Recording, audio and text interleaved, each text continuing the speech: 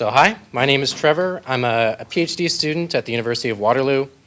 I want to talk to you today about representing physical quantities in Python. Actually, Fernando mentioned it in the plenary yesterday that there are tools in Python to do this, and that's true. They exist. We'll talk about that. So I kind of got exposed to physical quantities on a project I was doing. So I do computational neuroscience, and I was loading up some neuroscientific data using a package called Neo. And Neo uses a package called Quantities to make sure that the files that you're loading up retain the units that are associated with them. And so, as I was doing this data analysis, I found that it was really nice to have the units for a lot of the things that I was doing, because I was dealing a lot with slicing time into different portions, and having the units of those associated with the time was really helpful. And I was kind of curious why more people don't use units. And so perhaps we'll find out why throughout this talk. So what is a physical quantity? Just a brief overview. Physical quantity is just any kind of set of a magnitude and the units associated with that magnitude. So here we have 35 as the magnitude, and the units are meters per second. Another quantity is this one, 78.3-ish miles per hour. In fact, these are the same physical quantity because, in the real world, these are the same speeds. But if you're writing a program that's dealing with those speeds and you're just storing the magnitudes, you basically need to make sure that the units of these magnitudes are always the same, or else your program is basically incorrect. And so one famous example of a program that was incorrect was on the Mars Climate Orbiter, because one of the subsystems was giving force in terms of imperial pounds, and another one was accepting it in terms of newtons. And so although it planned to go at a safe orbit around Mars, it did not, which is unfortunate, but it's a great example for people wanting to use physical quantities in programming. And if you want to know more about actually how to use a package like this, I gave a talk at PyCon Canada last year about this. And so check out this GitHub repository, which has a nice IPython notebook. It's kind of a tutorial of how to use these things. But today what I really want to talk about is what packages are available and which ones you should use and why. So there are lots of packages available, and so this is, in my research, I found these 18, which is a lot. It's a lot of packages. We can already pare it down to 12, because those are the ones I could get working. So that's a little bit better, but obviously not ideal. So why are there so many packages for representing physical quantities in Python? And there's kind of two reasons. One is that it's really easy to make a quantities package, which is a nice thing about Python, but it's also very hard to make a very good quantities package. So I'll talk about that. In terms of implementation, how you might do this if you want to implement your own quantities package, which I don't recommend, but if you want to do it, then you can do it two ways. One is kind of a container model, where you make a quantities class that contains both the magnitude and the unit, and then as you do operations on that quantity, you make sure that it maps properly from units to the correct units. The other way to do it is to actually subclass NumPy's NDarray. I'm kind of assuming that you're going to want to use NumPy's NDarray, and assuming that, you might want to subclass it and handle the units machinery that way. The reason why this is hard to do the reason that this is hard to do in all cases is that basically for every function that you want to make aware of units, you have to wrap that function to make sure that it's handling the units properly. So here's an example from John Kitchen, thank you. Let's say you wanted to use the fsolve function to do some optimization of this function here. You can just call fsolve and operate on this function using these physical quantities, but if you do this, you'll get a horrendous error saying that, I don't know how to deal with this unit stuff. That's crazy. So essentially what you have to do is write a little wrapper function that is essentially your own version of fsolve that handles the units the way that you know that they need to be handled. So you figure out the units first, just take the magnitudes and do fsolve on that, and then put the units back on at the end. And so for an example of that, definitely check out John's blog. Link is there. So essentially, if you want to do this for all of NumPy and SciPy, you're going to have to overload all of these functions, which is a lot of tedious effort. Another reason why, we have so many physical quantities packages is you get into this case where you see that there are 12 packages that somewhat work. that is ludicrous. We need to make our own that does everything, but let's not do that, because then we get into this hilarious situation. Okay, so let's kind of get to know these quantities packages a little bit. A few facts about them, first of all. So I mentioned these two implementations, the container implementation and the subclass implementation. Most of them use the container implementation, except for these three, PyQuant, Quantities, and SciMath.units. If you look at the lines of code, they tend to have the higher number of lines of code, not necessarily because they're more bloated, but probably because they actually have more functionality. Just a spoiler for later. If you look at when they were first released and kind of their most recent release, the oldest by far is Unum, which is used, I think, in the Sage set of math tools. And the most recently released one is astropy.units, which I only heard about in the comments on my abstract, which was just, have you heard of astropy.units? I had not, so here we go. Most of them are available through the Python package index, but there are a few that aren't, and so I've actually included them in a repository that I'm kind of curating right now. So the real question is, with all these packages that are available, which one should you use? And so, rather than just kind of evangelizing for one of them, I want to do a little bit more of a scientific overview of them. And so I made this repository on GitHub called Quantities Comparison, where I just tried to gather a bunch of information about all of these quantities packages to see what they're capable of, and maybe do a little bit of benchmarking, although as always, benchmarking is a very wishy-washy, non-scientific thing. But hopefully this will give us some insight into what you might want to use. Of course, your use case is likely going to be different than my use case. I'm typically working with time series data. I'm not mixing units very often. I want to keep track of the units as I'm going along, and it's nice to have units with my time so I don't have to have little special functions if it's a millisecond or a second. But in general, I'm not using anything that complicated, and so if you have a use case that is more complicated, then it might help me and everyone else a lot if you contribute to that quantities comparison package. But what I'm going to evaluate these quantities packages on are my three criteria. Got to be NumPy compatible, because I'm not going back to not NumPy. The simpler the syntax, the better. I don't want to have to change that much code in order to track units. And ideally, there would be a low overhead to doing this. There's going to be some overhead because you get some dimensional analysis and error checking for free, but as low an overhead as possible would be nice. So let's talk about syntax. Let's say I want to make a new quantity. The packages kind of group into two different types. One that allows you to do this by multiplying a magnitude by a unit. So you just say that your length is 5 times meters. Other packages have a explicit constructor where you pass in the magnitude and you pass in the units, and then that binds it together into a quantity. I tend to like this first syntax, but that's me. And here's kind of a table of what uses what. So most of them are able to do this multiply syntax. Other ones use the constructor syntax. And I also listed here what happens when you try to print out the quantity if it's just a simple scalar quantity. Most of them give you the meters with it, but some, like SciMath, don't. Oh yeah, and you'll notice that Numerical Units does something completely crazy. So Numerical Units is quite a unique package. It takes a little bit of a different approach to representing physical quantities by not representing physical quantities. Instead, it assigns a random number to each possible dimension, and then it handles dimensional analysis by having all of your derived units in terms of that random number. And then in order to output something in the correct units, you divide by that unit. So it has that's not too crazy. Calm down. It has the advantage of having no overhead, which is nice. But whoa, the problem is that it gives you random numbers. But the idea is that you reset the units, try it again. If you get the same result, then you've passed dimensional analysis. If you get a different result, then you did not, and something's going wrong. And listen, if speed is your primary concern, check out Numerical Units. It's better than nothing. Okay, let's talk about compatibility. So what can you actually do with these packages? So the first thing that obviously you want to do is use a NumPy NDarray as your magnitude, not just a float. So rather than just saying 5 times meters, I want to have maybe a matrix of ones.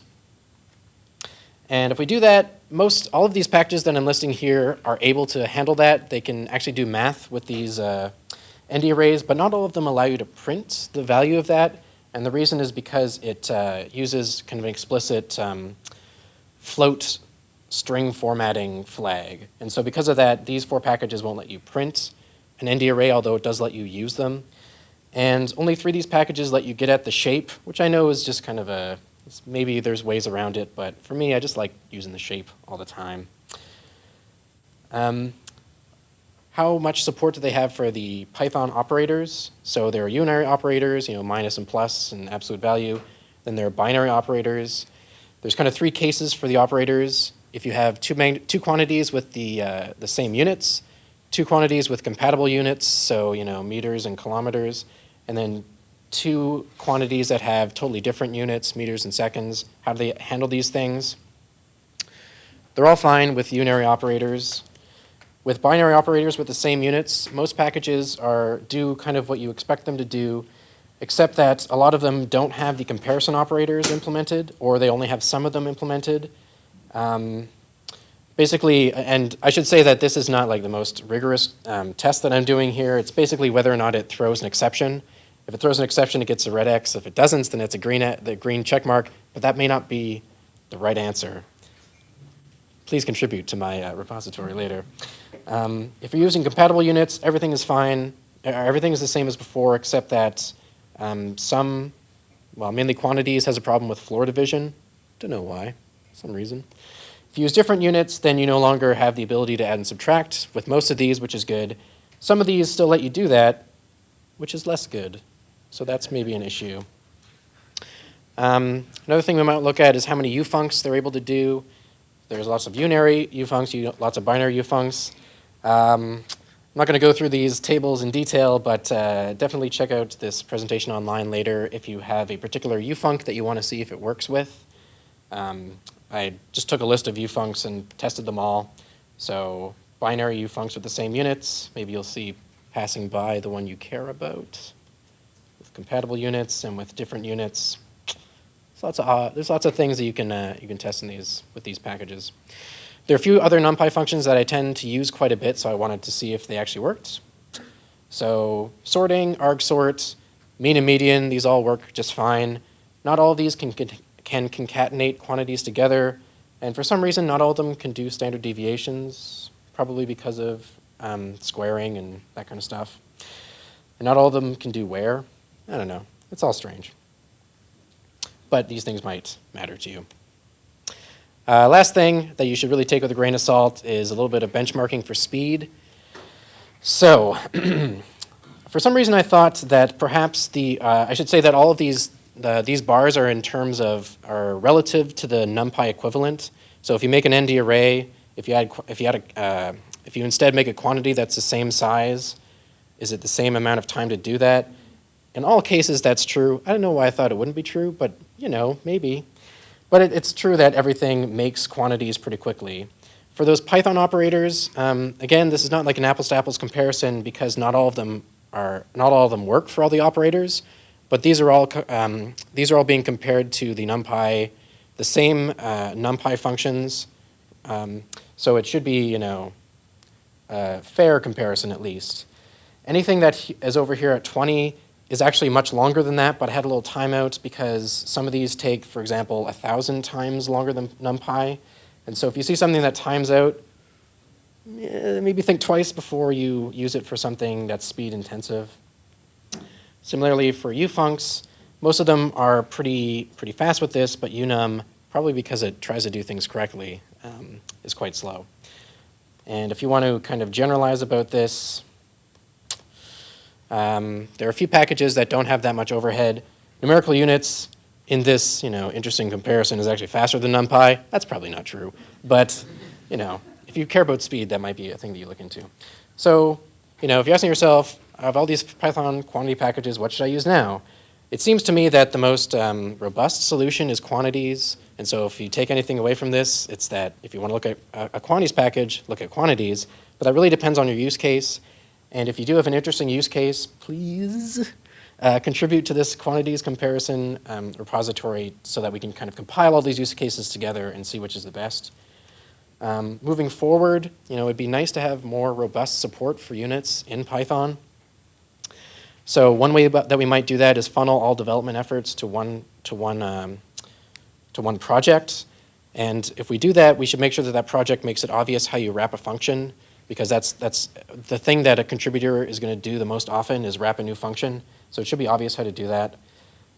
Some other possibilities, just kind of off the top of my head, is maybe we can make a fully wrapped version of NumPy so that rather than dealing with this wrapping and using the wrapped versions, you just import something like NumPy Quantities as MP at the top of your script, and then it uses the wrapped versions rather than the raw NumPy versions in all cases. It's one possibility. Or maybe someone wants to just go and implement unit support in NumPy. There's probably a lot of resistance to that idea, particularly for anyone who actually wants to take on that effort. And I'm not sure, most likely we'd have to have a discussion about this kind of thing, because you can't just do that. You got to talk about it. So, but I hope that this maybe has convinced you that we should talk about it. So if you want to look at this talk online, the URL is here. I have been Trevor. This is my email if you want to ask me questions. And yeah, thanks for listening.